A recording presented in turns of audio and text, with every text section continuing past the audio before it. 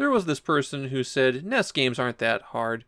Anybody could beat them. They're only an hour long. In fact, they went as far as to make a bet with a friend of theirs that they could beat any NES game. That friend wasn't sure what game to use, and I said there was only one option: Athena. They needed to suffer for their money. This game is a torture device. It's relentlessly cruel and virtually unplayable. You couldn't make a video game more designed to hurt people if you tried. Athena was initially an arcade game. It's part of a trend at that time of adding RPG elements to arcade games. People claim that the arcade game is better than the home ports, and some people say it was even popular, but I've never been able to get into it. The Famicom port was done by Micronix, and it represents the high standard of quality that they're known for. Originally, it was going to be on the Famicom disk system, and there are even ads for that, but it seems like they changed the target late in development. You can still see where there are supposed to be loading screens. The packaging for Athena is particularly noteworthy. The game was in an oversized box because it came with an audio cassette, a copy of the promotional song Psycho Soldier, which was one of SNK's new arcade titles. Because of that, complete in-box copies are relatively rare, and it goes for quite a bit. I've heard that the box design also caused some problems. Some kids were embarrassed to bring a hot pink box that had a girl in a bikini on it up to the register. The packaging definitely got some attention. The story for Athena is a little bit odd. One day, Princess Athena opened a door in her castle that led to a magical kingdom ruled by an evil demon king. And since she opened the door, she now has to fight her way through the demon king's armies. Setting out today, I had one goal: get to the second stage. This game is so tough to play, and so hurtful, that making any kind of progress in it requires some real dedication. And I managed it. I got to the second stage, where I proceeded to get a game over, and the single continue that I had collected didn't work. Athena really is a game that makes you want to rip the card out of the system and throw it across the room. Athena starts out her quest with nothing. No weapons, no armor. The screen only scrolls to the right, so that's the direction you have to go in. Kick these pig guys to death, and they might drop their club. It's actually random, though, and I've gone quite a ways into the first level without getting any weapon at all. Collision detection on all attacks and pickups is terrible in Athena, so you might have to walk back and forth a little bit before you can pick up a dropped item. That brings us to Athena's weapon system, something that is guaranteed to infuriate you. There are 4 types of weapons in Athena, and most of those have 3 levels each. The sword has an additional 4th level. Enemies may drop the type of weapon that they use, but always add Athena's next level for that weapon. So if you're carrying sword level 1, and you fight enemies that wield sword level 2, then they may drop sword level 2, but if you don't have a sword, then they drop sword level 1. Athena can only carry 1 weapon at a time, so if she's got a max level weapon, and then something just drops on her, then she's knocked back all the way instantaneously. The class of weapon you're likely to encounter first are the maces. Level 1 is the club, and it has a special property: it can break bricks. Most power-ups are hidden inside bricks that are found everywhere in the stages, and the club is the only level 1 weapon capable of breaking those. It upgrades to a hammer, which is a bit better at breaking stuff, and is a decent all-around close-ranged weapon. The 3rd level upgrade, on the other hand, is bad. The flail has a bit of a hitbox problem, and its attacks tend to go right through enemies. I thought it might be going over their heads, but no, crouching doesn't make a difference. The bow is a ranged attack, and it's probably the worst thing for you to pick up. As a weapon, it is extremely weak. It can take 4 or 5 shots to defeat even the weakest enemies.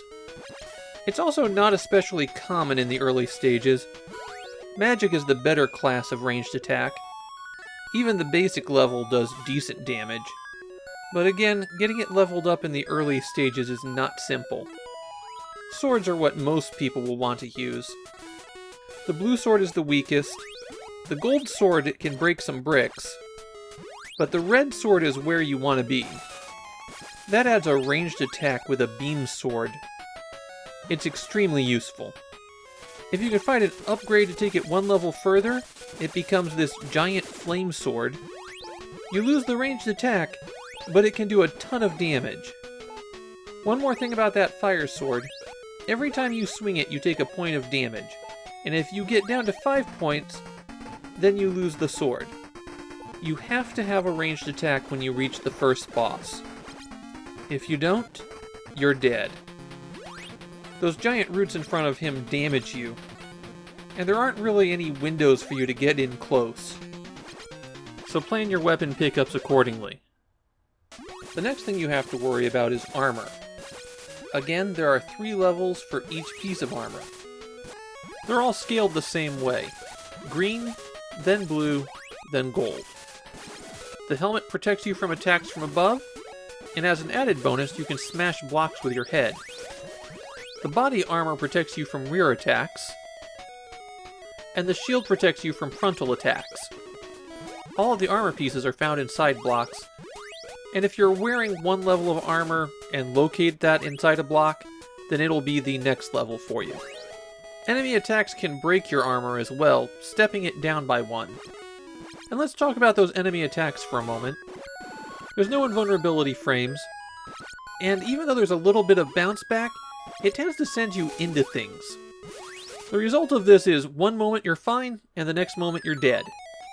There's lots of other things you can find inside the bricks.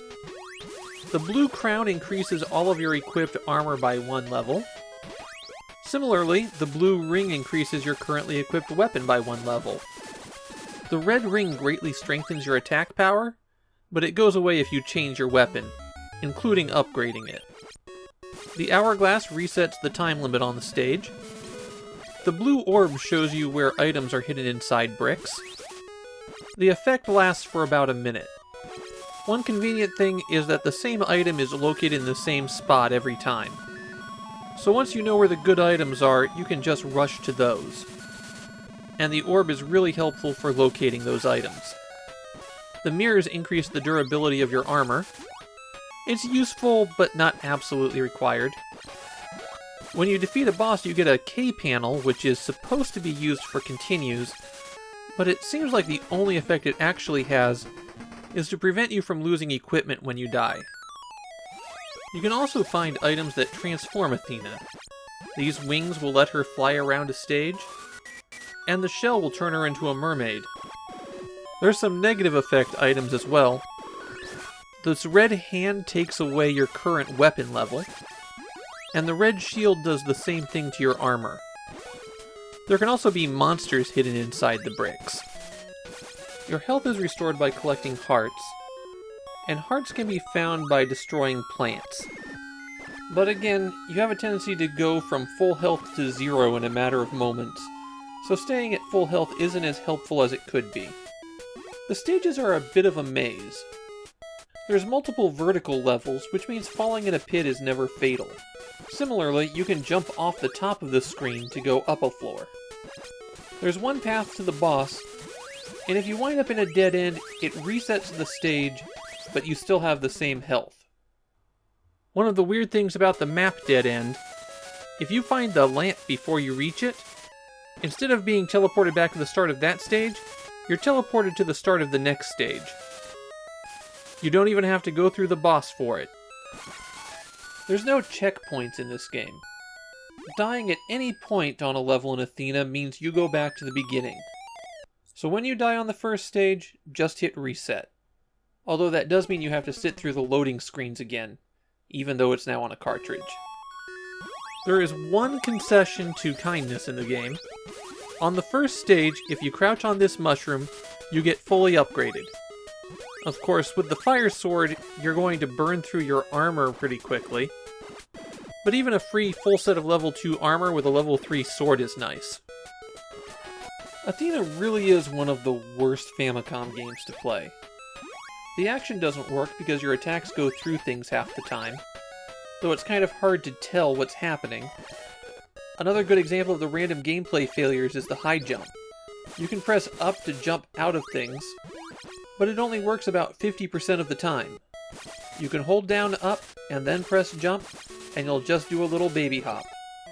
And there's absolutely no reason why it would fail. The first boss is needlessly cruel. The fact that you effectively can't do anything to it unless you have a ranged attack means that most players are going to get there and just wind up dead trying to approach it. The game's hard enough on its own, but having to replay stages if you die, and extremely restricted continues, means that you're going to be playing the same chunks of the game over and over again with no sense of progress. And then there's the fun of building up your power only to have it stripped away from you because a random item falls.